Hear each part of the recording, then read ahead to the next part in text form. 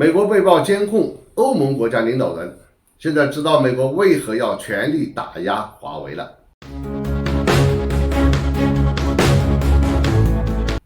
大家好，我是罗富强，欢迎来到富强观察室。本期我们聊的话题是美国打压华为的真相之一曝光。据路透社最新报道，美国国家安全局长期利用丹麦情报部门监听监视包括瑞典、挪威、荷兰、法国以及德国的主要政治人物，这其中包括德国总理默克尔、德国前外长现任总统施莱因迈尔和德国反对党社会民主党前领袖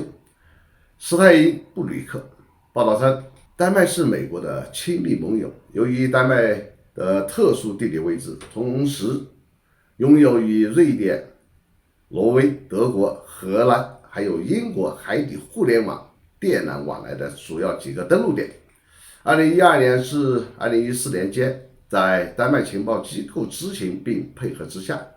美国国家安全局在丹麦的海底互联网电缆上装上了监听系统，对瑞典、挪威、法国和德国的高级官员进行监听和监视。对此，丹麦还在首都哥本哈根以南的一个岛上建立了一个数据中心。更为奇葩的是，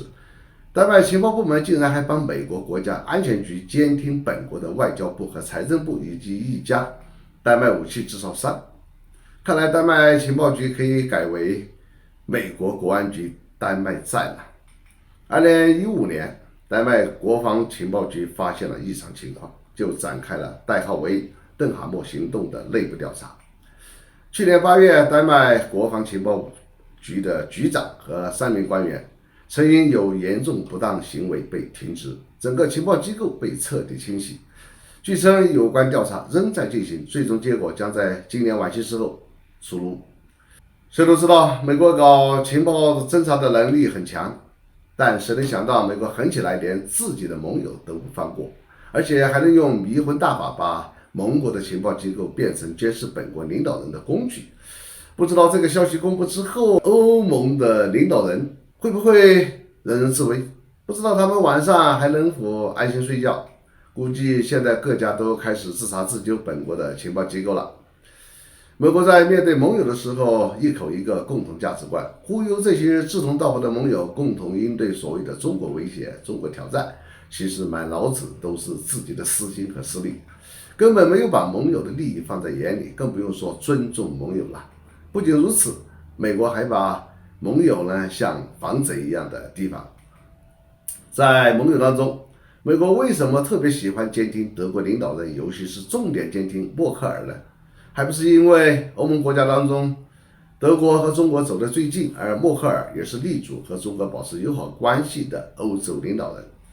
美国天天说中国间谍渗透美国，说中国留学生都是间谍，还要新增56个岗位专门盯着中国留学生。其实美国这完全是在以小人之心夺君子之腹。美国自己清楚自己干那些偷鸡摸狗的勾当，以为中国也会这么干。美国自己连盟友都监听，毫无道德底线。只要对华为产品进行过安全检测的任何一个国家的通信机构，结论都是华为产品是当今保密性最强的通信设备。现在欧洲国家应该明白了，美国为什么非要把华为往死里整，非要采取各种手段不让欧洲国家使用华为的产品。试想，如果欧洲通信网络用的是华为的产品，美国还能这么轻易的动手脚吗？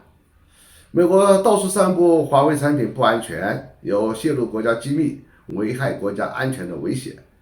这其实就是在玩贼喊捉贼的把戏。为什么德国到现在也不愿意放弃华为？一个说不出来的理由，就是要防着美国一手，不能让美国控制所有的网络通道。美国表面上还能呼朋唤友一起打压中国，但是随着美国自私自利本性的暴露，各个国家的不满也会增多。只是拘泥于思维惯性或者所谓的政治正确，再加上美国的威逼利诱，还不敢公开站出来为中国说话。这一次，美国利用丹麦监听欧洲领导人的事件暴露，让欧洲更加看清了美国的真面目。在同美国打交道的时候都会留一手，美国实际上这是在透支自己的信用资源。我相信华为终归会迎来战胜美国打压的那一天。好，本期话题就到这里，下次再见。